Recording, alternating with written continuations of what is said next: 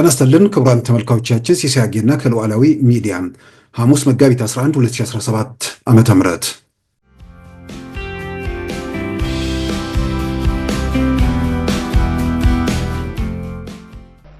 ለተከበረው ምክር ቤት፣ ለኢትዮጵያ ሕዝብ፣ ለኤርትራም ሕዝብ እና መንግስት በዚህ ምክር ቤት ፊት ቆሜ ላረጋግጥም ወደው ኢትዮጵያ ለቀይ ባህር ስትል ኤርትራን የመውረር ፍላጎት የላትም።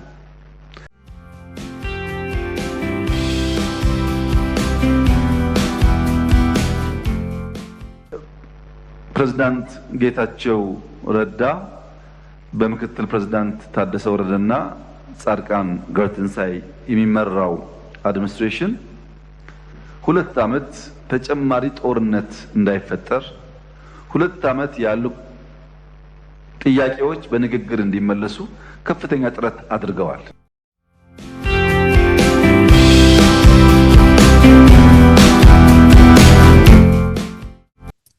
በዛሬ ፕሮግራማችን በእነዚህና በሌሎች ወቅታዊ ጉዳዮች ላይ ትኩረት አድርገናል። አሁን ወደ ዕለቱ ዜናም እናመራለን። ኢትዮጵያ ለቀይ ባህር ስትል በማንም ሀገር ላይ ወረራ አትፈጽም ሲሉ ጠቅላይ ሚኒስትር አብይ አህመድ ገለጹ። በሰጥቶ መቀበል መሪ ኢትዮጵያንም ጎረቤቶችንም ተጠቃሚ ለሚያደርግ ስምምነት መንግስታቸው ዝግጁ እንደሆነም ዛሬ በህዝብ ተወካዮች ምክር ቤት በሰጡት ማብራሪያ አስታውቀዋል። በሌላም በኩል የትኛውም ሀገር ወረራ በመፈጸም ከህልማችን ሊያቆመን አይችልም ያሉት ጠቅላይ ሚኒስትር አብይ አህመድ ትንኮሳዎች ካሉ አጸፋው የከፋ እንደሚሆንም አሳስበዋል። 130 ሚሊዮን ህዝብ ተዘግቶ ሊኖር እንደማይችል በመገንዘብ በመፍትሄው ዙሪያ እንምከር ሲሉም ጥሪ አቅርበዋል። የቀይ ባህር ፍላጎታችን ከሶማሌ፣ ከጅቡቲ፣ ከኤርትራ፣ ከኬንያ የሚያጣላ የሚያዋጋ መሆን የለበትም። የጋራ ሀብት ነው። 5000 ኪሎ ሜትር ሲሾር አለ እዚች ቀጠና ውስጥ ለሁላችን በቂ ነው። ተነጋግረን ተግባብተን ሁሉ ተጠቃሚ በሚያደርግ መንገድ መፈጸም ይቻላል። ሰሞኑን ከኤርትራ መንግስት ጋር ግጭት ይፈጠራል የሚል ስሞታዎች ይሰማሉ። ለተከበረው ምክር ቤት፣ ለኢትዮጵያ ህዝብ፣ ለኤርትራም ህዝብ እና መንግስት በዚህ ምክር ቤት ፊት ቆሜ ላረጋግጥም ወደው ኢትዮጵያ ለቀይ ባህር ስትል ኤርትራን የመውረር ፍላጎት የላትም። ያላት ፍላጎት እንነጋገር ነው። እንነጋገር፣ ሰጥቶ መቀበል ባለበት መርህ፣ ህዝቦች በሚጠቅም መርህ፣ በገበያ መርህ ይሄንን ችግር እልባት እናበጀለት። ዝም ብለን ብናልፈው ዛሬ ነገ ጦስ ያመጣብናል። እንጋፈጠው፣ እንወያይ ነው እንጂ እንዋጋ አይደለም። ውጊያም አያስፈልግም። ብዙ ክሶች ይሰማሉ። አብዛኛው ክስ ውሃ አይቋጥርም። የኤርትራ ህዝብ ወንድም ህዝብ ነው። የኤርትራ ህዝብ ምስኪን ህዝብ ነው። እንደ ኢትዮጵያ ለማደግ የሚፈልግ ህዝብ ነው። የሚያስፈልገው ልማት ነው፣ ውጊያ አይደለም። ተባብረን መልማት፣ ተባብረን መስራት ነው እንጂ አንዱ አንዱን መውጋት የኛ እቅድ አይደለም። በሌላ መንገድ ኢትዮጵያ ላይ ማንም ሀገር ወረራ ሊፈጽምና ከጀመርነው ህልም ሊያስቆመን ይችላል የሚል ስጋት ደግሞ የለብንም። ጭራሽ ስጋት የለብንም። ይሄም መሰማር አለበት። ማንም ደፍሮ አይሞክረንም። በቂ ዝግጅት ስላለን የምንዘጋጀው ግን ውጊያ ለማስቀረት ስለሆነ በእኛ ኢኒሼቲቭ ከማንም ጋር የመዋጋት ፍላጎት የለንም። እንደምታስታውሱት ሶማሊያ ጋር ይዋጋሉ የሚባል በጣም ብዙ ንግግሮች ነበሩ። የፈታንበት መንገድ አይታችኋል። በሶማሌና ኬንያ መካከል ችግር ሲፈጠር ዘለን የገባነው እኛ ነን። በሱዳን ወንድሞች መካከል ችግር ሲፈጠር ዘለን የገባን እኛ ነን። ሳውት ሱዳን ችግር ሲፈጠር ዘለን የገባን እኛ ነን። በአካባቢያችን ሰላም፣ ልማት እንዲመጣ ስለምንፈልግ እስከ ዛሬ ከማንም ጋር አንድ ጥይት ተኩሰን አናውቅም። ወደፊት የኛ ፍላጎት ይሄው እንዲቀጥል። ምንም አይነት ትንኮሳ ከየትኛውም ወገን መኖር የለበትም። ትንኮሳ ካለ ምላሹ ከፍተኛ ስለሚሆን በእኛ ወገን ግን ትንኮሳ እንደማይደረግ እያረጋገጥኩ የቀይ ባህር ጉዳይ ለኢትዮጵያ የህልውና ጉዳይ ነው። ብልጽግና ኖረ አልኖረ፣ ይሄ ምክር ቤት ኖረ አልኖረ፣ 130 ሚሊዮን ህዝብ፣ ኢኮኖሚው እያደገ ያለ ህዝብ፣ መለወጥና ከድህነት መውጣት የሚፈልግ ህዝብ ጫፉ ተሰምሮለት ተዘግቶ እስር ቤት ሊቀመጥ አይችልም።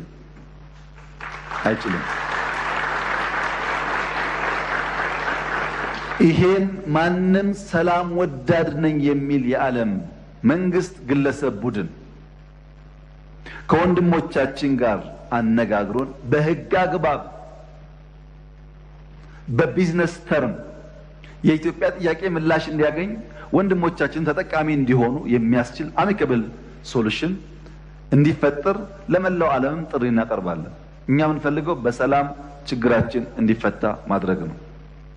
የቀይ ባህር ጉዳይ የማይፈታ ህልም ነው፣ የሩቅ ጊዜ ህልም ነው። እንዴት እንደዚህ አይነት የሩቅ ጊዜ ህልም ይሄ መንግስት ያስባል የሚሉ ግለሰቦችና ቡድኖች አልፎ አልፎ ይደመጣሉ።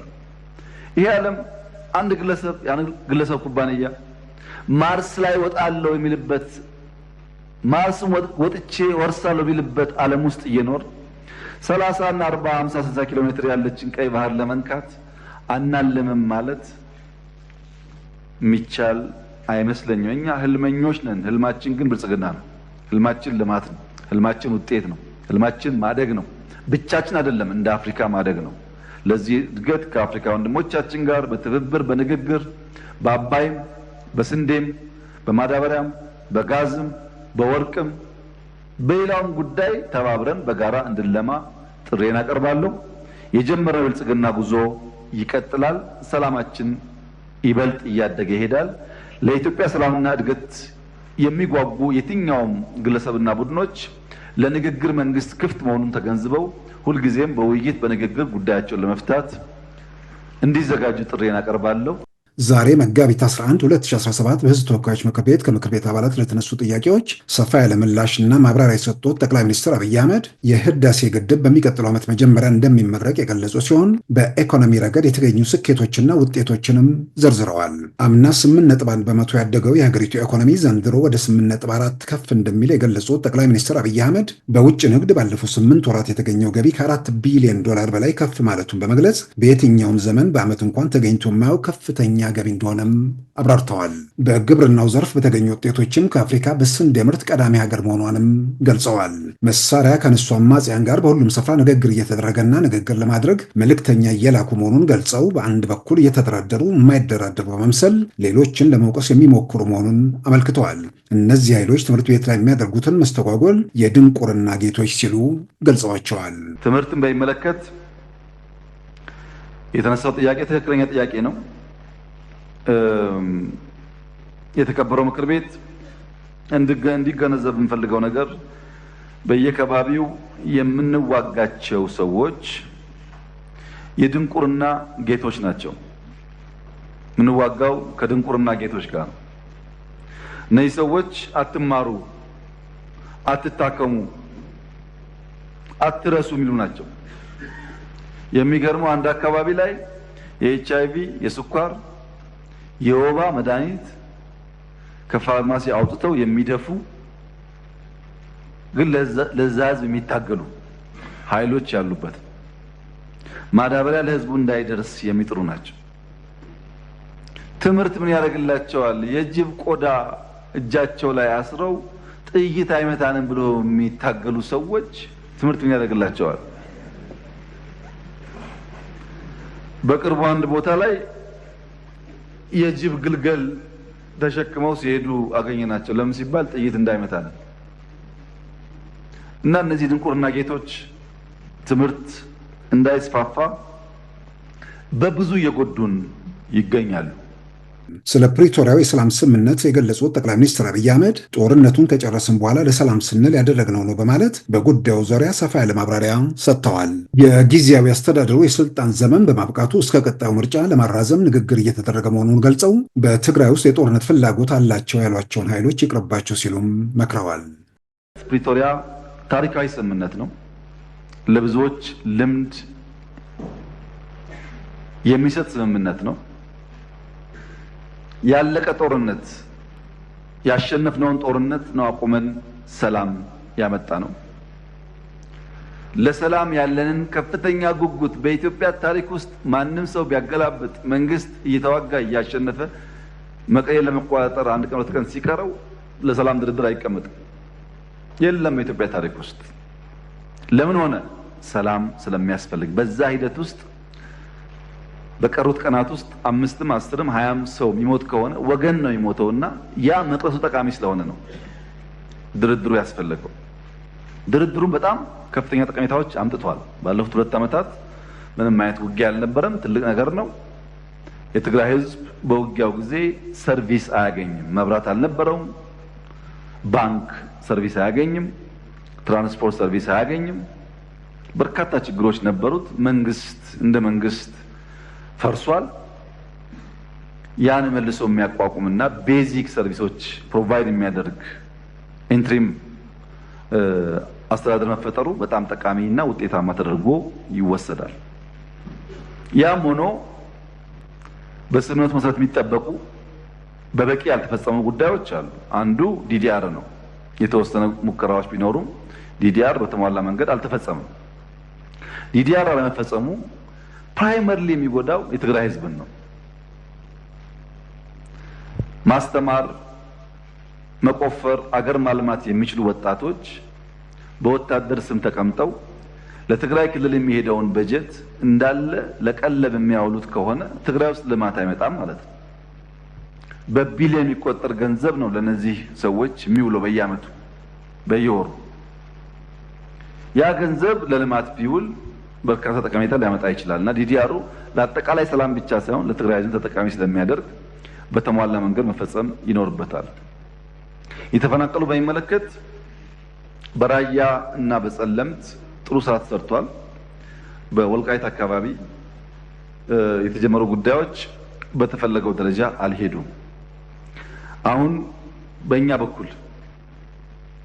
በኩል ማስተላለፍ የምንፈልገው መልእክት የፌዴራል መንግስት ከነገ ጀምሮም ቢሆን የተፈናቀሉ ሰዎች ለመመለስ ዝግጁ ነው። በዚያ ሳይድ በቂ ትብብር ከተደረገልን ፍላጎታችን ዜጎች ወደ ቄ መንደራቸው ሄደው የተለመደው ህይወታቸውን እንዲመሩ ነው። ያ እንዳይሆን እያደረገ ያለው ሂዩማኒቲ እና ፖለቲክስ በጣም ተቀላቅሎ ነው። በተፈናቀሉ ሰዎች ላይ የሚሰራ ፖለቲካ ጉዳት አለው። እነዚህን ከፖለቲካ ነጥለን እንደ ሰው ዜጎች ናቸው የሚጎዱ ብለን በትብብር መንፈስ ወደ ነበሩበት ቢመለሱ ኢትዮጵያ በጣም ሰፊ ቦታ ስላላት አሳሳቢ አይደለም።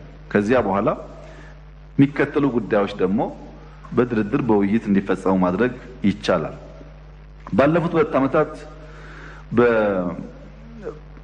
በፕሬዝዳንት ጌታቸው ረዳ በምክትል ፕሬዝዳንት ታደሰ ወረደና ጻድቃን ገብረትንሳኤ የሚመራው አድሚኒስትሬሽን 2 ዓመት ተጨማሪ ጦርነት እንዳይፈጠር 2 ዓመት ያሉ ጥያቄዎች በንግግር እንዲመለሱ ከፍተኛ ጥረት አድርገዋል። ምንም እንኳን ቀድሞ በነበረው ውጊያ ብንወቅሳቸውም ላለፉት 2 ዓመታት በሰጡት አመራር ግን ማድነቅ ማመስገን እንፈልጋለን። ተጨማሪ ውጊያ እንዳይነሳ ሙከራ አድርገዋል። ጥሩ ነገር ነው እሱ። ያ የሰጠናቸው የ2 ዓመት ጊዜ አልቋል። አሁን ስላለቀ የህግ ማሻሻያ የሚፈልግ ጉዳይ አለ። ተጨማሪ ጊዜ ስለሚጠይቅ ህግ መሻሻል አለበት። ህግ ሲሻሻል ደግሞ እስካሁን የነበረው አፈጻጸም መገምገም አለበት። ተገምግሞ መጠነኛ ለውጥ ተደርጎ የፕሪቶሪያን ስምምነት በሚያከብር መንገድ ኢንትሪም አድሚኒስትሬሽኑ እስከሚቀጥለው ምርጫ ድረስ ስራውን እየሰራ ህዝቡን ለምርጫ ማዘጋጀትና ህዝቡን የስልጣን ባለቤት የማድረጉን ፕሮሰስ ማረጋገጥ ይጠበቅበታል። ይሄን ለማድረግ ፕሬዝዳንት ጌታቸው እና ምክትል ፕሬዝዳንት ታደሰ ወረደ እንዲሁም ጻድቃን ገብረትንሳኤ ጋር ልዩ ልዩ ውይይቶች ስናደርግ ቆይተን የተለያዩ ፕሮፖዛሎች ቀርበዋል። ከነሱ በተጨማሪ ከፓርቲዎች ጋር ከቲፒኤልኤፍም ከሌሎች ፓርቲዎች ጋር ንግግሮች እያደረግን ነው። በዚህ ንግግር መሰረት ህግ አሻሽለን ለሚቀጥለው 1 ዓመት መጠነኛ ማሻሻያ አድርገን ኢንትሪም አድሚኒስትሬሽን ይቀጥላል የሚል እምነት ነው በእኛ በኩል ያለው። ሲቀጥል በግለሰቦች ደረጃ ለውጥ ሊካሄድ ይችላል። ግለሰቦች ሊቀያየሩ ይችላሉ። የነበረው ስራ ተገምግሞ በጠንካራ ጎናቸው ተሞግሰው በደካማ ጎናቸው ተወቅሰው የሚቀያየሩ ግለሰቦች ሊኖሩ ይችላሉ። የትግራይ ህዝብ ጦርነት እንደማይፈልግ እኔም ሳወያያቸው በልዩ ልዩ መንገድ ገልጸዋል። ጦርነት ለትግራይ ከእንግዲህ አያስፈልግም። ማንኛውም ጉዳይ ካለ በንግግር በውይይት መፍታት ይቻላል። ትግራይ መላ ኢትዮጵያ ጦርነት አይፈልግም፣ አይፈጠርም ብዬም ተስፋ አደርጋለሁ። አልፎ አልፎ በግለሰቦች ደረጃ መከላከያ በአማራና በኦሮሚያ ተበትኗል፣ ተወጥሯል እና ጊዜው አሁን ነው ብለው የሚያስቡ ግለሰቦች እንዳሉ እንሰማለን። ምክሬ አይመስለኝም፣ አያዋጣም፣ ተውት ነው። እንደዛ አይመስለኝም፣ አያዋጣም፣ ድሮም አላዋጣም፣ አሁንም አያዋጣም። የሚያዋጣው መነጋገር ብቻ ነው። በንግግር ውስጥ ይመለሳል። በእኛ በኩል ነገር ማጋጋል ብንፈልግ ፍላጎታችን ጦርነት ጨማቂዎች ብንሆን ኖሮ በቂ ምክንያቶች ነበሩ። ግን አንፈልግም። ከሰላማ ከእያንዳንዷ ቀን ስለምናተርፍ አብዝተን የምንሰራው ለሰላም ነው እና በትግራይ ያለው ሁኔታ በንግግርና በውይይት በቅርቡ ከገመገምን በኋላ የሚቋቋመው መንግስት እስከሚቀጥለው ምርጫ የተሻለ ስራ እንደሚሰራ በተለይም ዲዲአሩን የተፈናቀሉ በመመለስና የህዝቡ የልማት ጥያቄ በመመለስ የበኩሉ ሚና እንደሚጫወት ተስፋ ይደረጋል። ከሁሉም ኃይሎች ጋር እየተነጋገርን ነው። ስናጠቃልል በሚቀጥሉት ጊዜያት ለህዝብ የሚገለጽ ይሆናል።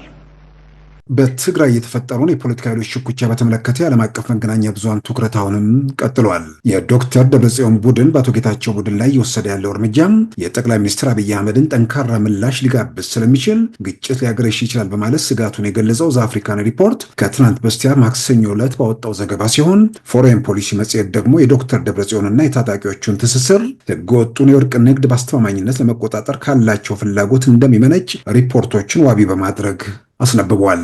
የህወሓት ቀውስ ግጭት መልሶ ሊቀሰቅስ እንደሚችል በማመልከት በትግራይ ያለውን ወቅታዊ ሁኔታ በዝርዝር የተመለከተው ፎሬን ፖሊሲ መጽሔት የዶክተር ደብረጽዮን ቡድን መቀሌና ሁለተኛውን ትልቅ ከተማ ዲግራትን እንዲሁም ሬዲዮ ጣቢያውን መቆጣጠሩን በመዘርዘር ይህ ሁኔታ ኢትዮጵያና ኤርትራን ግጭት ሊያስከትል የሚችልበት ሁኔታ መኖሩን አመልክቷል። የትግራይ ጊዜያዊ አስተዳደር ፕሬዝዳንት አቶ ጌታቸው ረዳ የዶክተር ደብረጽዮን ቡድን ከኤርትራ ጋር እንደሚሰራና ግጭት ለመቀስቀስ እንዲሁም እርሳቸውን በኃይል ለማንሳት እየሞከረ መሆኑን መናገራቸውንም በዘገባው አስታውሷል። ኤርትራ የፕሪቶሪያው የሰላም ስምምነት አካል ባለመሆኗና ህወሓት ሙሉ በሙሉ ባለመደምሰሱ ደስተኛ እንዳልሆነች ያመለከተው ፎሬን ፖሊሲ የኤርትራ ወታደሮች አሁንም በአወዛጋቢ ቦታዎች ላይ እንደሚገኙ አመልክቷል።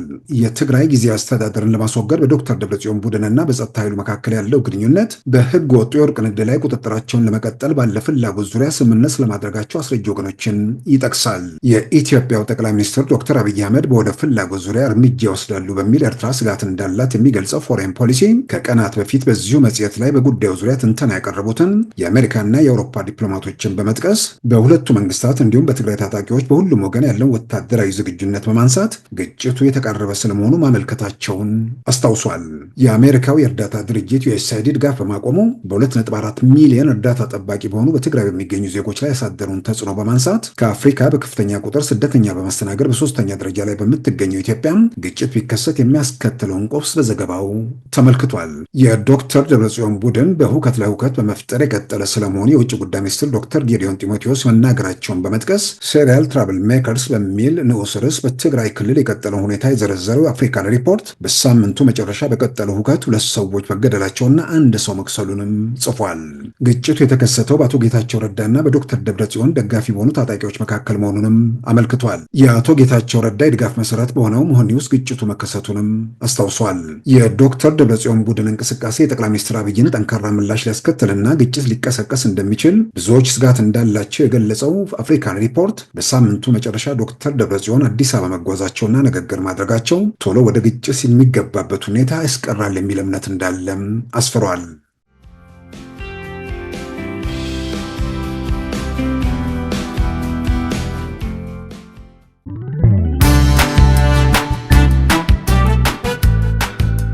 ሉዓላዊ ሚዲያን ይደግፉ።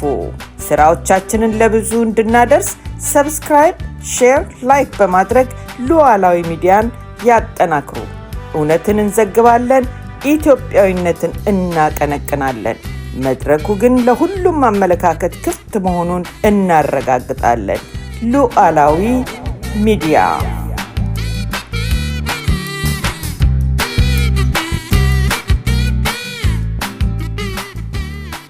በትግራይ ካለው ውጥረት ጋር በተያያዘ ወደ ክልሉ የሚገባው ነዳጅ መቋረጡን የክልሉ የንግድና ኤክስፖርት ኤጀንሲ ለኢትዮጵያ የንግድና ቀጠናዎች ትብብር ሚኒስቴር የጻፈውን ደብዳቤ መመልከት ይችላል። ካለፈው ጥር ወር ጀምሮ የነዳጅ አቅርቦት እየቀነሰ መጥቶ በተለይም መጋቢት 4 በተወሰኑ 2 ቦቴዎች ብቻ እንዲገቡ ከተደረገ በኋላ ከመጋቢት 6 ጀምሮ ደግሞ ሙሉ በሙሉ መቋረጡን ለንግድና ቀጠናዊ ትብብር ሚኒስትሩ ለዶክተር ካሳሁን ጎፌና በየደረጃው ላሉ ኃላፊዎች ደብዳቤ መጻፋቸውን መመልከት ተችሏል።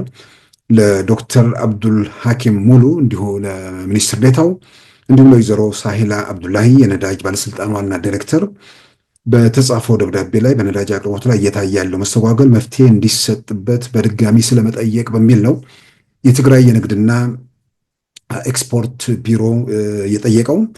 በዚህ ደብዳቤው ላይ እንደተገለጸው ከጥር 2017 ጀምሮ የነዳጅ አቅርቦት እየቀነሰ መምጣቱን በተለይ ደግሞ መጋቢት 4 ጀምሮ ወደ 2 ቦቴ መውረዱን ከመጋቢት 6 ጀምሮ ደግሞ ሙሉ በሙሉ መቋረጡን የሚገልጽ ደብዳቤ ነው። የኢትዮጵያ የንግድና ቀጠናዊ ትብብር ሚኒስቴር እንዲሁም የነዳጅ ባለስልጣን በጉዳዩ ላይ ምን ምላሽ እንደሰጡ እስካሁን የታወቀ ነገር የለም። በተለየ መንገድ እንግዲህ ቀናቶችን ብቻ ዝም ብሎ ወስዶ ያለውን ሁኔታም በተወሰነ ደረጃ በምን ለምን የሚለውን ነገር መገመት ይቻላል። በዋናነት ግን የሚመለከታቸው አካላት በጉዳዩ ላይ ምላሽ ይሰጡበታል ተብሎ ይጠበቃል። ምናልባትም ይህን በምንቀርጽበት ሰዓት የጠቅላይ ሚኒስትር አብይ ማብራሪያ ስላላለቀ ምናልባት ጉዳዩም ተነስቶ ከሆነ ነገ እንደገና በስፋት የምንመለስበት ይሆናል። ግን 2 ነገሮችን የነዳጅ አቅርቦቱ በተለይ የፕሪቶሪያ የሰላም ስምምነትን መሰረት አድርጎ የትግራይ ጊዜ አስተዳደር ከተመሰረተበት ጊዜ ጀምሮ የቆሙ ነገሮችን በተለይ መሰረተ ልማቶች የወደሙትን መልሶ የመጠገን የተቋረጡ አገልግሎቶችን የማስጀመር መብራት፣ ውሃ፣ ስልክ፣ ኢንተርኔት የመሳሰሉትን የማስጀመር እንደገና የፈረሱ ተቋማትን መልሶ የመጠገን ስራዎች እየተሰሩ መሆናቸውን የሚገልጹ ነገሮች ናቸው አስቀድመው የነበሩት። በኋላ ላይ ግን በነዳጅም በምንም በተወሰነ ደረጃ ውስንነቶች ቢኖሩም ነዳጅን በተመለከተ በቅርብ ጊዜያት ውስጥ ችግሮች ነበሩ የሚል ነገር አልተነሳም እና አሁን ችግሩ ገጠመ ተብሎ የተጻፈውን ደብዳቤ እንደተመለከት ነው ከጥር ጀምሮ ነው የሚል ነገር አለ። እንግዲህ ጥር ወር ደብዳቤው ጥር 21 ነው እንግዲህ የጻፉት። ጥር 15 አካባቢ የህወሓት ታጣቂ አዛዦች ተሰብስበው የትግራይ ጊዜ አስተዳደር ማለትም በፕሪቶሪያ የሰላም ስምምነት መሰረት እንዲሁም በኢትዮጵያ ሚኒስትሮች ምክር ቤት ደንብ መሰረት የተቋቋመውን የትግራይ ጊዜ አስተዳደርን እናፈርሳለን በሚል ከኢትዮጵያ ብሔራዊ ምርጫ ቦርድ እውቅና ውጭ የሚንቀሳቀሱ የዶክተር ደብረጽዮን ገብረ ሚካኤል ቡድንን እሱን እንደግፋለን ህጋዊ እሱ ነው በሚል መግለጫ መስጠታቸውን ተከትሎ ያ ደግሞ የፕሪቶሪያውን የሰላም ስምምነት ሙሉ በሙሉ የሚጥስ በፕሪቶሪያው የሰላም ስምምነት የተቋቋመውንና በፌዴራል መንግስት ይሁንታ ጭምር የተዋቀረውን መንግስት ለማውረድ የሚደረግ እንቅስቃሴ ስለሆነ በወቅቱ በመንግስትም በኩል በጉዳዩ ላይ ትኩረት እንደተሰጠ የሚያሳይ ነገር ነው። ስለዚህ ያ ወቅት ማለት እንግዲህ ጥር 15 የቲፒኤልኤፍ አዛዦች መግለጫ የሰጡበት ስለሆነ ያንን ተከትሎ ጉዳዮች ወዴት ይሄዳሉ የሚል ትግራይ ውስጥም ውጥረት ነበር። በውጭ ያሉ የትግራይ ተወላጆችም ትግራይ ውስጥ የሚኖሩ ነዋሪዎችም ያ መግለጫ አደገኛ መግለጫ እና ተያይዞ የሚመጣው ጣጣ ለማንም ግልጽ ስለሆነም በሌላውም አካባቢ ያለው ለሌላውም ኢትዮጵያዊ እንደገና ተመልሰን ግጭት ውስጥ ልንገባ ነው ወይ የሚል ጥያቄም ጥርጣሬ የሚያስነሳ ስለነበር በዛን ወቅት እንግዲህ መንግስት በግልጽ የፕሪቶሪያውን ስምምነት ጥሶ የሚንቀሳቀስ ህግና ስርዓት የማይገዛው ቡድን በክልሉ መኖሩን ካረጋገጠ በኋላ ነዳጅ ደግሞ ያው መዋጊያ መሳሪያም ነው። ታንኮችም ካሉ መድፎችም ካሉ እንደገና ደግሞ የሚዋጉ ሰዎችን ከቦታ ቦታ ለማንቀሳቀስ የነዳጅ ወሳኝ ነገር ስለሆነ ከዛ አንጻር በአንድ በኩል አሁን በክልሉ መንግስት የንግድና ቀጠናዊ የንግድና የኤክስፖርት ቢሮ በጻፈው ደብዳቤ በጤና ተቋማት፣ ሆስፒታሎች እና በመሳሰሉት እንዲሁም በእርዳታ አቅርቦትና በመሳሰሉት ላይም ተጽዕኖ ሊያደርግ ይችላል ብለዋል። በትክክልም ተጽዕኖ ያደርጋል።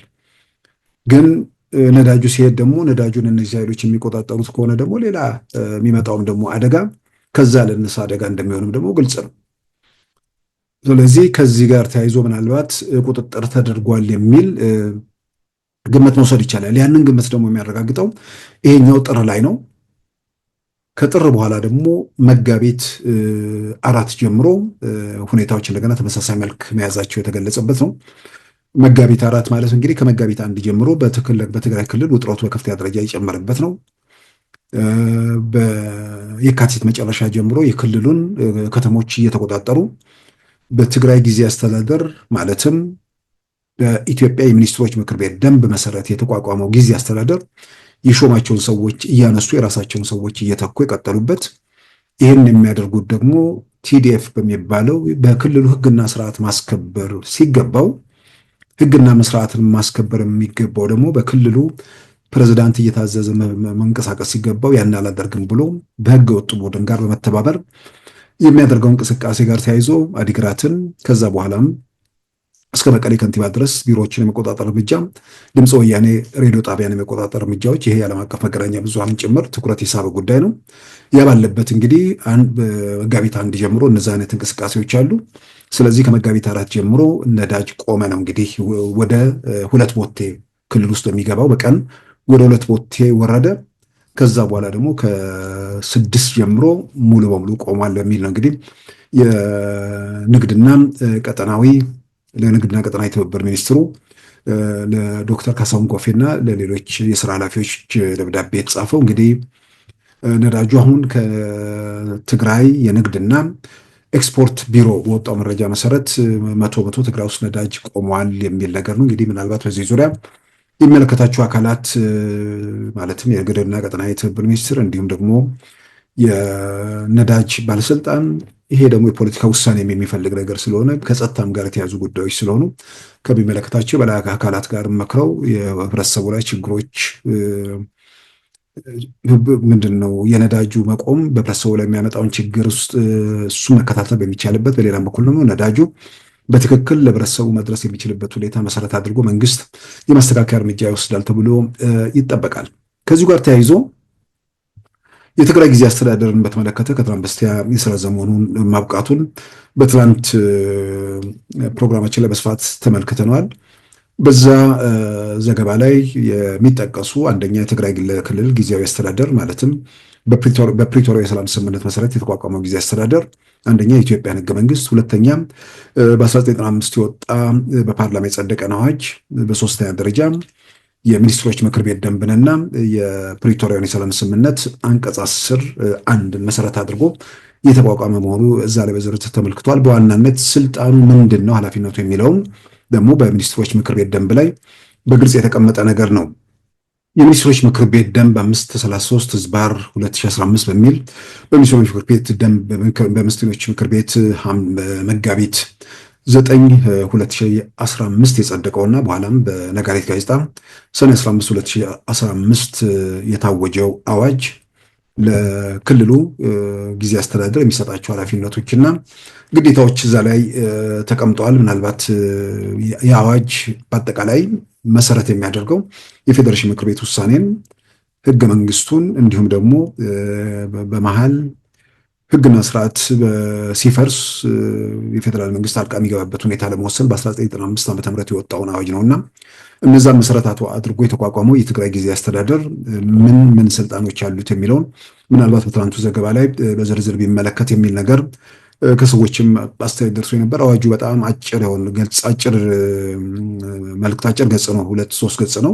ስለዚህ ምናልባት ለተመልካችም ግንዛቤ በዛ ላይ የተቀመጡት ምንድን ናቸው፣ አዋጁ በአጠቃላይ ከነትርጓሜው ምን ይላል የሚለው በጣም አጭር ስለሆነ እሱን እንመልከተው። የትግራይ ጊዜ አስተዳደርን ለማቋቋም የወጣው የሚኒስትሮች ምክር ቤት ደንብ 533 ህዝባር 2015 የትግራይ ክልል አካታች ጊዜ አስተዳደር የሚኒስትሮች ምክር ቤት ደንብ በሚል ይጠቀሳል። የኢፌዴሪ ፌዴሬሽን ምክር ቤት በ5ኛው የፓርላማ ዘመን 6ኛ ዓመት የሥራ ዘመን ጥቅምት 28 ቀን 2013 ዓ.ም ባካሄዱ አስቸኳይ ጉባኤ በህገ መንግስቱ አንቀጽ 62(9) እና በአዋጅ ቁጥር 359 ህዝባር 1995 አንቀጽ 14(2) ለመሰረት የትግራይ ክልል ጊዜ አስተዳደር እንዲቋቋም ባስተላለፈው ውሳኔ መሰረት በኢፌዴሪ መንግስትና በህወሓት መካከል ዘላቂ ሰላምን ለማስፈንና ግጭት ለማቆም በፕሪቶሪያ ደቡብ አፍሪካ በተደረገው የሰላም ስምምነት አንቀጽ 11 መሰረት አካታች ጊዜ አስተዳደር ማቋቋም በማስፈለጉ በመሆኑም የሚኒስትሮች ምክር ቤት ይህንን ደንብ አውጥቷል። አጭር ርዕስ። ይህ ደንብ የትግራይ ክልል አካታች ጊዜ አስተዳደር የሚኒስትሮች ምክር ቤት ደንብ ቁጥር 535 ህዝባር 2015 ተብሎ ይጠቀሳል። 2. ትርጉም። የቃሉ አግባብ ሌላ ትርጉም የማይሰጠው ካልሆነ በስተቀር በዚህ ደንብ ውስጥ ጊዜያዊ አስተዳደር ማለት በዚህ ደንብ መሰረት የተቋቋመው አካታች ጊዜያዊ አስተዳደር ነው። 2. ርዕሰ መስተዳድር ማለት በዚህ ደንብ አንቀጽ 4 መሰረት ጊዜያዊ አስተዳደሩን በበላይነት ለመምራት በኢትዮጵያ ፌዴራላዊ ዴሞክራሲያዊ ሪፐብሊክ ጠቅላይ ሚኒስትር የተሰየመ ኃላፊ ነው። 3 የሰላም ስምምነት ማለት በኢትዮጵያ ፌዴራላዊ ዴሞክራሲያዊ ሪፐብሊክ መንግስትና በህወሓት መካከል የተፈረሙ ዘላቂ ሰላምን ለማስፈንና ግጭትን ለማቆም በፕሪቶሪያ ደቡብ አፍሪካ የተደረገው የሰላም ስምምነት ነው። 4 ሰው ማለት የተፈጥሮ ሰው ወይም በህግ ሰውነት መብት የተሰጠው ሰው ነው። 5 በዚህ ደንብ ውስጥ በወንድ ጾታ የተገለጸው አነጋገር የሴትንም ጾታም ያካትታል። አንቀጽ 3 ርዕሰ መስተዳድር 1 ጊዜ አስተዳደሩ በርዕሰ መስተዳድር ይመራል። 2 ርዕሰ መስተዳድሩ በሰላም ስምምነቱ መሰረት በሚደረግ የፖለቲካ ምክክር ተለይቶም በኢትዮጵያ ፌዴራላዊ ዴሞክራሲያዊ ሪፐብሊክ ጠቅላይ ሚኒስትር ይሾማል። አንቀጽ 4 የርዕሰ መስተዳድሩ ስልጣንና ተግባር 1 ርዕሰ መስተዳድሩ አግባብነት ባላቸው ህጎች ለክልሉ ርዕሰ መስተዳድር የተሰጡትን ስልጣንና ተግባራት ይኖሩታል። 2 በዚህ አንቀጽ ንዑስ አንቀጽ 1 ላይ የተደነገገው እንደተጠበቀ ሆኖ የሚከተሉት ስልጣንና ተግባራት ይኖሩታል። ሀ የክልሉን ጊዜ አስተዳደር ቢሮዎች፣ ተቋማትና የሥራ ክፍሎች ያደራጃል፣ ስልጣንና ተግባራቸውን ይወስናል።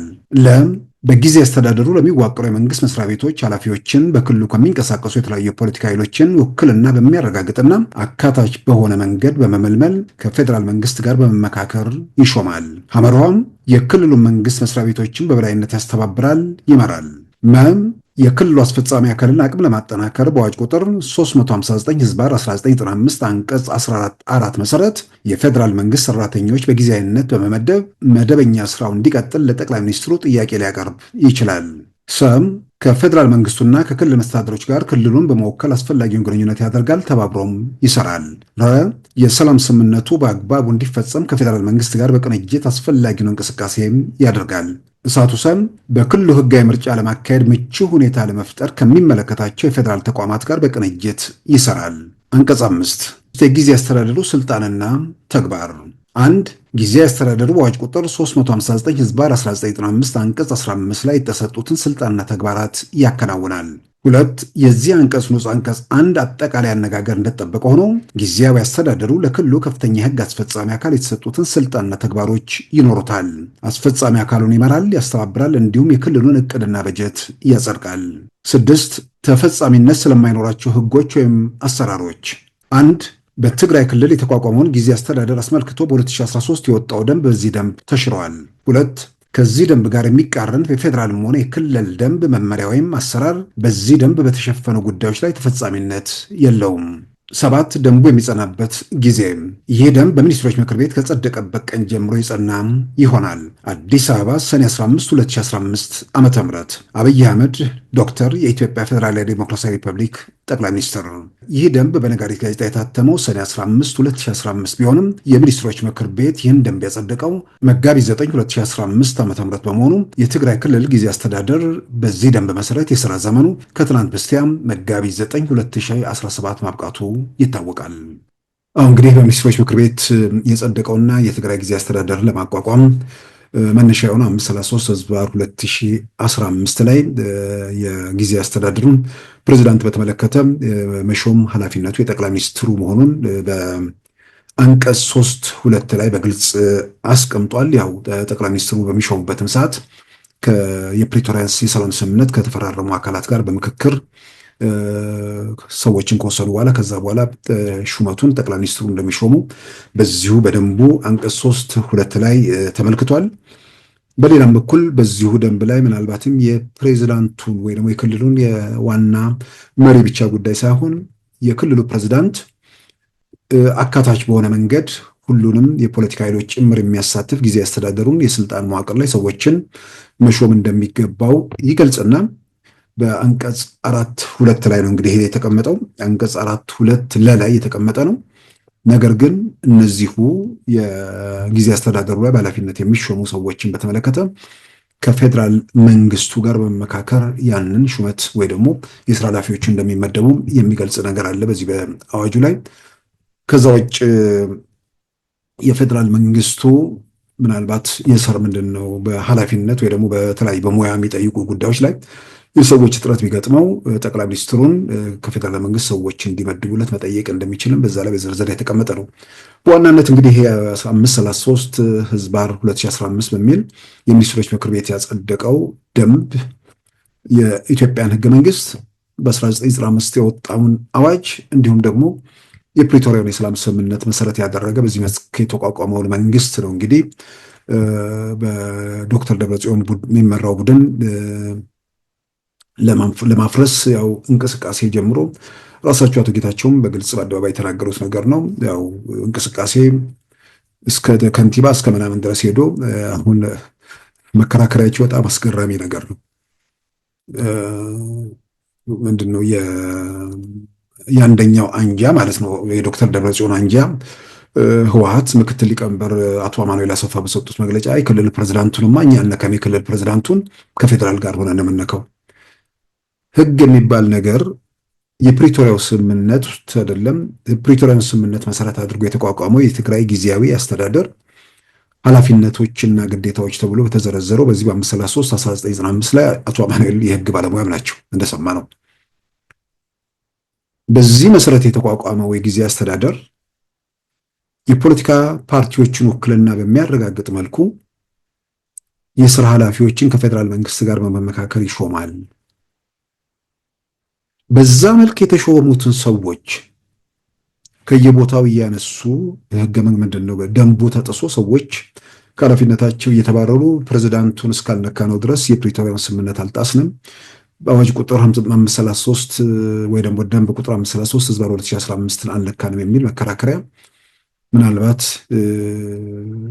ሁልጊዜም ስልጣን ወይ ደግሞ ጉልበት እውነት ነው ማይት ኢዝ ራይት የሚሉትን ነገር ለማረጋገጥ በፊት ስልጣን ሁሉ ነገር በእጅግ በመዳፉ ቲፒኤልኤፍ ስለነበረ በኢትዮጵያ ምድር ላይ ፈቀደውና የፈለገውን ነገር ህግን በመሰለውና በገባው መንገድ ሳይሆን መሆን ባለበት መንገድ እሱም በሚጠቅመው መንገድ ህግ የሚተረጎምባት ሀገር ነበረች። ዛሬ ያ በኢትዮጵያ ምድር ላይ በሁሉም አቅጣጫ የፈቀደውን የፈለገውን ማድረግ የሚችልበት ምዕራፍ ከተዘጋም ወደ 7 ዓመታት ተጉዘናል። አሁን መጋቢት 7ኛው ዓመት ነው። መጋቢት 10 2000 መጋቢት 24 2010 ነው እንግዲህ ጠቅላይ ሚኒስትር አብይ በፓርላማ ቀርበው ጠቅላይ ሚኒስትርነቱን እንትን ያሉት። ከዛ በኋላ የቲፒኤልኤፍ ኃይሎች ብዙዎቹ ጓዛቸውን ጠቅለው ወደ መቀሌ ሄደው የጦርነት ዝግጅት ሲያደርጉ የነበረበት ምዕራፍ ነው። ከዛ በፊት የነበረውን ታሪክ እናውቀዋለን። ከዛ በኋላም በትግራይ ውስጥ ሲፈጽሙት የነበረው ነገር ግልጽ ነው። የፕሪቶሪያን ሰላም ስምምነት መሰረት አድርጎ በተቋቋመው ጊዜ አስተዳደር ላይ ተመሳሳይ ነገር ፈጽሞ የታጣቂ አዛዦቹን ለዚህ ተግባር አሰማርተው ህግና ስርዓት እያከበርኩ ነው ብሎ ለሚደረግ ክርክር ህግና ስርዓትን ለሚያክሰው የሚገባው ነገር አይደለም። ህግና ስርዓትን በፈለገው መንገድ ሲተረጉም የኖረ ሰው መቼና እንዴት ይህን እያደረገ እንደሆነ ግን የተረዱ አይመስልም። ምናልባት ያኔ ስልጣን ስላላቸው ህግ ማለት ራሳቸው ስለነበሩ የፈቀዱትና የፈለጉትን ነገር ማድረግ የሚችሉበት ምዕራፍ ነበር። ዛሬ በትግራይ ውስጥ እኛው ህግ ነን የሚል ነገር ካልሆነ ብዙ የሚያዋጣ ነገር አይመስለኝም። ስለዚህ ጊዜ አስተዳደሩን ለማፍረስ እንቅስቃሴ አድርገዋል። ፕሬዝዳንቱ ጋር ደርሰዋል። እንግዲህ ፕሬዝዳንቱን በተመለከተም ምንድነው በደንቡ መሰረት የአጠቃላይ ጊዜ አስተዳደሩ የስልጣን ዘመን ከትናንት በስቲያ በ9 አብቅቷል። ማለትም የሚኒስትሮች ምክር ቤት ደንብ የጸደቀው መጋቢት 9 2015 ስለሆነ በዛ መሰረት ያብቅቷል። ስለዚህ በደንቡ መሰረት ያንን የስልጣን ዘመን ለማራዘም አሁን የኢትዮጵያ ፓርላማም ሳይሆን አንደኛ የፌዴሬሽን ምክር ቤት መሰብሰብ አለበት። ተጨማሪ 6 ወራት ለማራዘም ተጨማሪ 6 ወራት ትግራይ ውስጥ ያለውን ችግር በ6 ወራት ውስጥ ምርጫ ለማድረግ የሚያስችል ሁኔታ ስለሌለም የአዋጅ ቁጥሩ 1995 ላይ የወጣው የመንግስት የፌዴራል መንግስትን ጣልቃ ገብነት የሚያውጀው 359/1995 ይመስለኛል። እሱ ራሱ ደግሞ ተጨማሪ ለ6 ወራት ይራዘማል የሚለውን ማስተካከል አለበት። ስለዚህ እነዚህ አይነት ማሻሻያዎች በቀጣዮቹ ቀናት ይደረጋል ተብሎ ይጠበቃል። ያንን መሰረት አድርጎ ወይ አቶ ጌታቸው ራሳቸው ይቀጥላሉ ወይ ደግሞ ሌላ ሰው ይሾማል። ጊዜ አስተዳድሮ በዛ ሁኔታ ውስጥ ይቀጥላል ተብሎ እንግዲህ ይጠበቃል። ከዚህ ጋር በተያያዘ አንዳንድ የቲፒኤልኤፍ ሰዎች ትላንት በዚህ ዙሪያ የሰጠሁትን አስተያየት ለምን እንደሚገርማቸው አይገባኝም።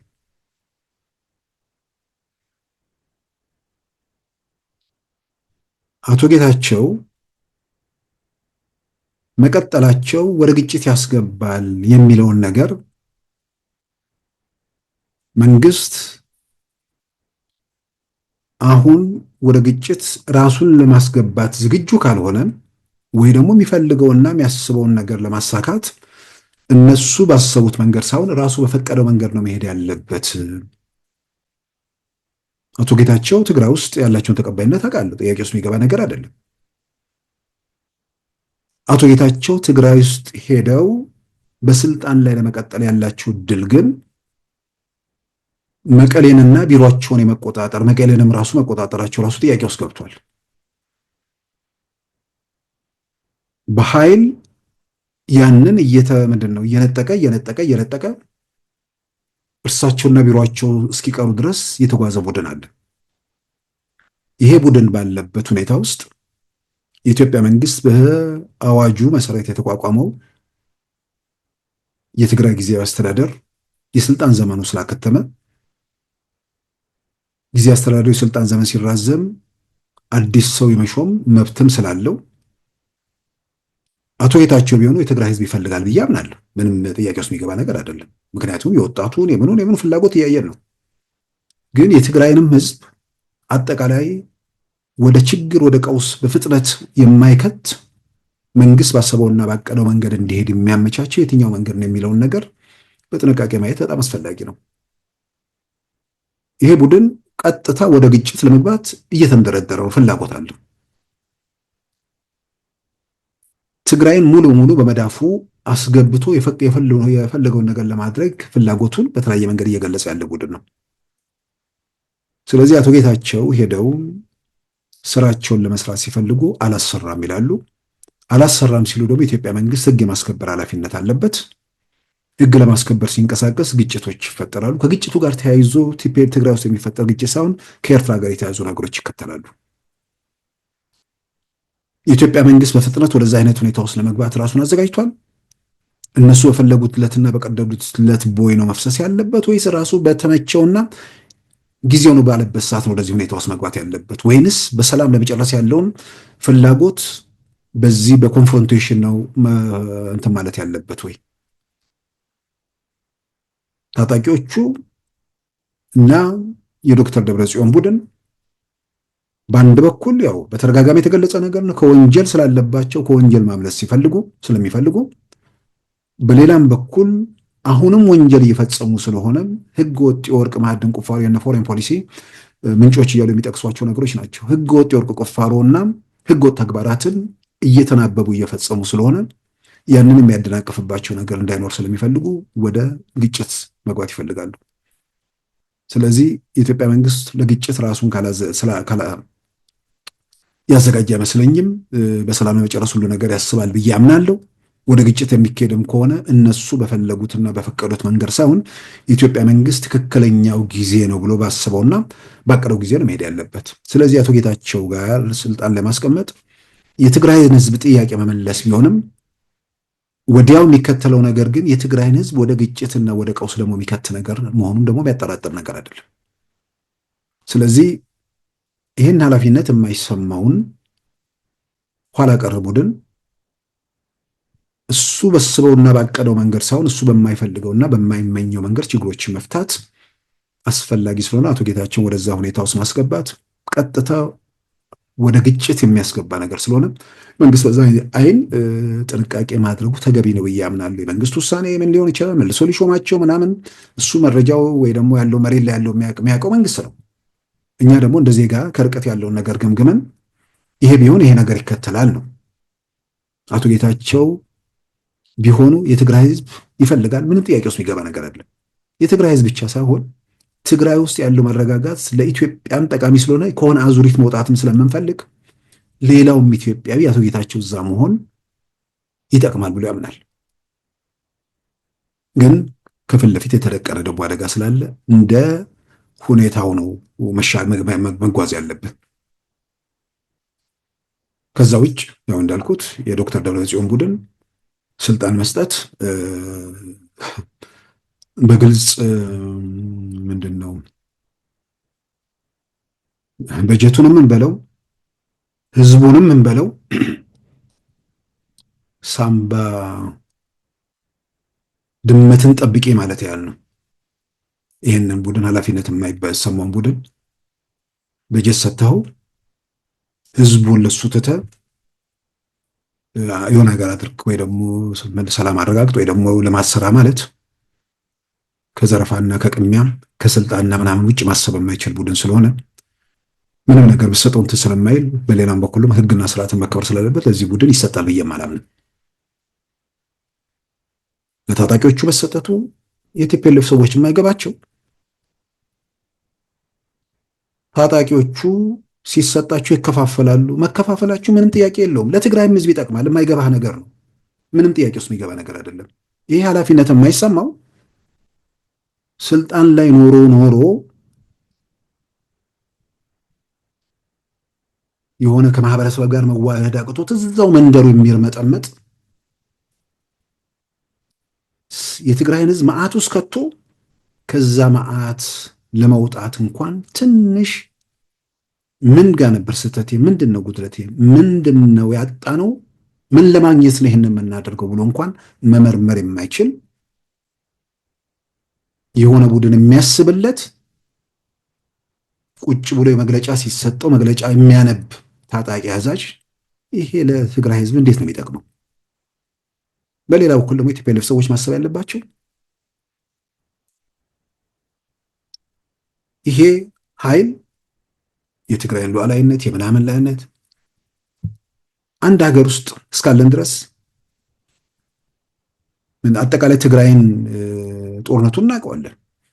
በምን ሁኔታ ወደ ፕሪቶሪያ ሰላም ስምምነት እንደተሄደም ግልጽ ነው። ትግራይን ታድገው ትግራይን ከምናምን እንትን ብለው ነው ጦርነቱ የቆመው። በምን ሁኔታ እንዳቆመ ግልጽ ነው፣ ምንም የማያጠራጥር መንገድ። ስለዚህ በሰላም ስምምነት ተቋጭ። የሰላም ስምምነቱ መቀሌ ዙሪያ ላይ ነበር። አድግራት፣ አድዋ ምናምን እየተባለ የቀረ ከተማ አልነበረም። ስለዚህ ይሄ ታጣቂ ቡድን መኖሩ ለትግራይ ህዝብ ሲጠቅመው አይታይም። ለትግራይ ህዝብ የግጭት የቀውስ ምልክቱ እየሆነ ያለ ቡድን ነው። የትግራይ ህዝብ እየታደገ አይደለም። የወርቅ ንግዱን ወይ ደግሞ ዘርፊያውን ወይ ደግሞ ዙፋኑን ለማስመለስ የሆነ ቡድን አገልጋይ ስለሆነ ለዛ የሚንቀሳቀስ ቡድን ነው። ይሄ ቡድን ምንድነው ወልቃይትን ያስከብራል ምናምን ራያን እንትን ይላል ለሚያስብ ሰው አንደኛ አይሳካም በማናቸው መንገድ። ሁለተኛ ቢሳካ በጉልበት ፈጽመው የቀንና ጊዜ ጉዳይ ነው። ሌላ ጉልበተኛ ደግሞ ይመጣና ተመሳሳይ ነገር ያደርጋል። ስለዚህ የሆነ እንደ ጠባቂ ምናምን አድርጎ ይህን ታጣቂ የሚያልት ይሄ ታጣቂ መዳከሙ ይሄ ታጣቂ መበታተኑ ለትግራይ ህዝብ ይጠቅመዋል እንጂ ምንም የሚጎዳው ነገር የለም። ምን ፈየዱለት? ምን አመጡለት? ወርቅ እየዘረፉ ነው። በተለያየ መንገዱ ውንብድና እየፈጸሙ ነው።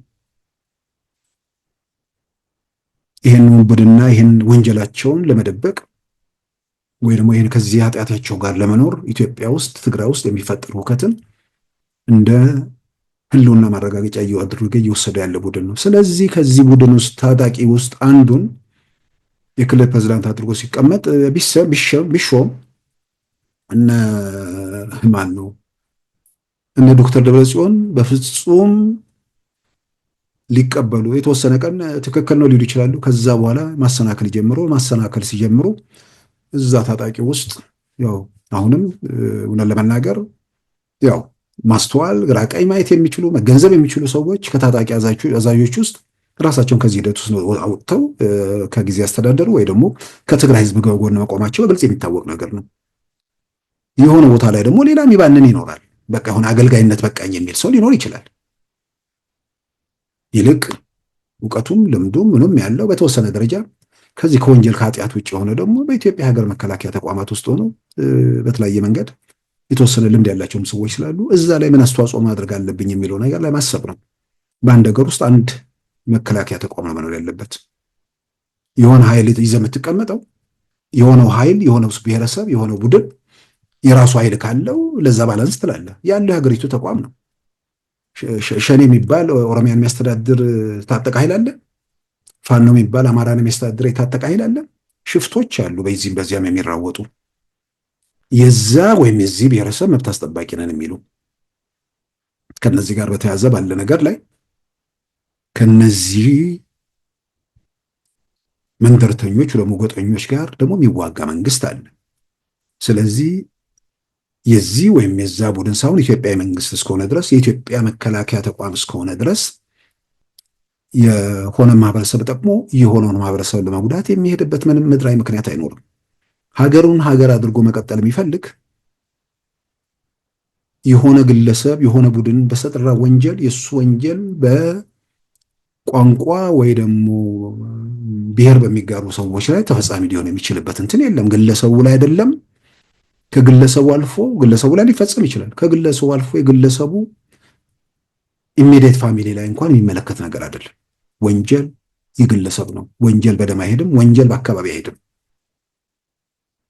ስለዚህ ተቋማት አሉ። ተቋማቱ የሚጠናከሩበት ሁኔታ ላይ ነው እንጂ የሆነ ታጣቂ ኃይል አለኝ እነሱን ሁሌ ማስፈራሪያ አድርጌ ይቀጥላል የሚለው ምን አመጣ? ምናልባት የሰላም ስምምነቱ በጣም በፍጥነት መሄድ የሚችልበትን እድል አሰነካከለው። የተፈናቃዮቹ ጉዳይ መያዣ ሆነ። የዲዲአሩ ፕሮግራም ታገተ።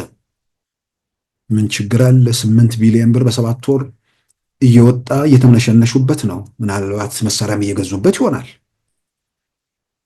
ስለዚህ ከእንዲህ አይነት አዙሪት መውጣት የሚቻልበት ሁኔታ ማመዛዘን በብዙ መልኩ ይጠቅማል እንጂ የሚጎዳው ነገር የለም። ሌላው ከጋዛ ጋር ተያዘ ያለ ነገር ነው። ወደ አካባቢያችን መጥቷል ጉዳዩ። ግብፅና ዮርዳኖስ ጋዛ ነዋሪዎችን እንዳለ ነቅለው በግዛታቸው እንዲያሰፍሩ በአሜሪካ በኩል ተጠይቀው ሁለቱም አሻፈረኝ ብለዋል። ያው ግብፅም ዮርዳኖስም ያንን ፈጽም ብቻ ሳይሆን የአረብ ሊግም በጉዳዩ ላይ ተቃውሞን አሰምቷል። ማለትም ፍልስጤማውያንን ከርስታቸው ከእትብታቸው ከተቀበረበት ከመሬታቸው ነቅሎ በቋሚነት ግብፅ ውስጥ ዮርዳኖስ ውስጥ ማስፈርና ያንን ቦታ ህንፃ ምናምን ምንድነው የቱሪስት መናኸሪያ ምናምን በማድረግ የዓለም ህዝብ የሚኖርበት እና አሜሪካ የሚቆጣጠሩት ስፍራ ለማድረግ ማለት ነው። በሰው ሀገር፣ በሰው ምድር፣ በሰው መሬት ላይ ማለት ነው። ያንን ግብፅ ተቃውማለች። የሚደገፍ ነገር ነው። ዮርዳኖስ ተቃውማለች። አሁን ወደ እኛ አካባቢ መጡ። ደግሞ እንደገና ሶማሊያ፣ ሱዳንና ሶማሌላንድ ይሄንን ኃላፊነት እንዲወጡ በእስራኤልና በአሜሪካ መንግስት እየተጠየቁ መሆኑን ጀሩሳሌም ፖስት ዘግቧል። ሱዳን ወዲያውኑ ነው ተቃውሞን ያቀረበችው። በሶማሌላንድ በኩል ጉዳዩን ውድቅ አላደረገችም ነው እንግዲህ በዘገባዎቹም እንደተመለከት ነው። የሶማሌላንድ የውጭ ጉዳይ ሚኒስትር በጉዳዩ ላይ መነጋገር ይቻላል፣ ንግግሮች በሚደረጉበት ወቅት እስራኤል ጽህፈት ቤቷን ወይ ደግሞ ቢሮዋን ሶማሌላንድ ሀርጌሳ ውስጥ የመክፈት አስፈላጊነት፣ በሶማሌላንድ በኩል የእውቅና ጉዳይ ደግሞ እንደሚፈልጉ፣ ይሄ ታሳቢ ከሆነ የጋዛ ነዋሪዎችን በግዛታቸው ለማስፈር ፍላጎት እንዳላቸው የሚገልጽ ነገር ነው እንግዲህ እየወጣ ያለው። ሶማሌላንድ ምናልባት በጣም አደገኛ ምርጫ ውስጥ ያለች ነው የሚመስል። በአሜሪካው በትራምፕ አስተዳደር እውቅና ይሰጠኛል የሚል ተስፋ እያደረገች ባለችበት ሰዓት የነገር ሲመጣ ያን እውቅና ለማግኘት ሲባል ፍልስጤማውያን ከመሬታቸው ከርስታቸው ተነቅለው በቋሚነት በማያውቁት ባልኖሩበት ምንም አታችመንት በሌላቸው ማህበረሰብ ውስጥ እንዲኖሩ የሚገደዱበት ሁኔታ ተፈጠረ ማለት ነው። ይሄ ማንም ጤነኛ የሆነ ሰው ሊቀበለው የማይገባ የሚያም ነገር ነው።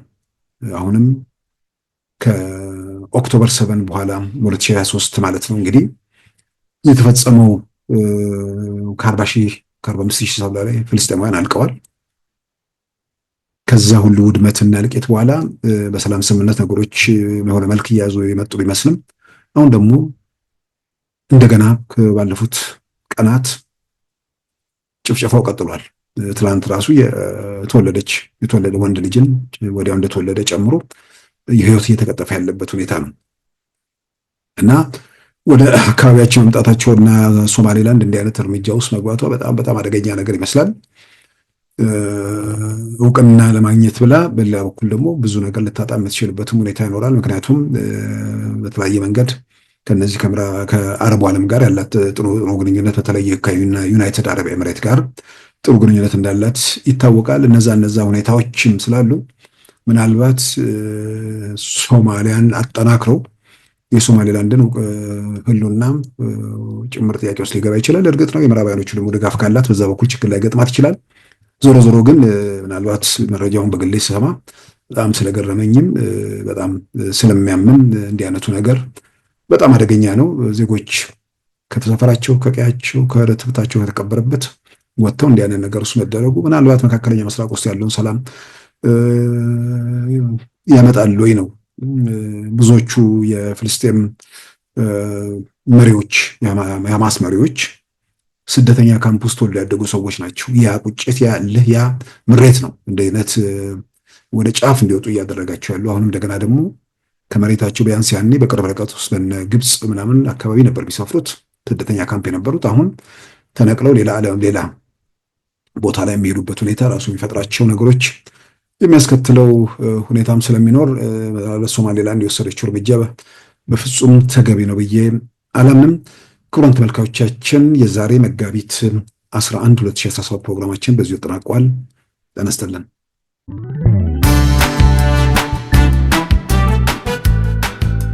ሉዓላዊ ሚዲያን ይደግፉ። ስራዎቻችንን ለብዙ እንድናደርስ ሰብስክራይብ፣ ሼር፣ ላይክ በማድረግ ሉዓላዊ ሚዲያን ያጠናክሩ። እውነትን እንዘግባለን፣ ኢትዮጵያዊነትን እናቀነቅናለን። መድረኩ ግን ለሁሉም አመለካከት ክፍት መሆኑን እናረጋግጣለን። ሉዓላዊ ሚዲያ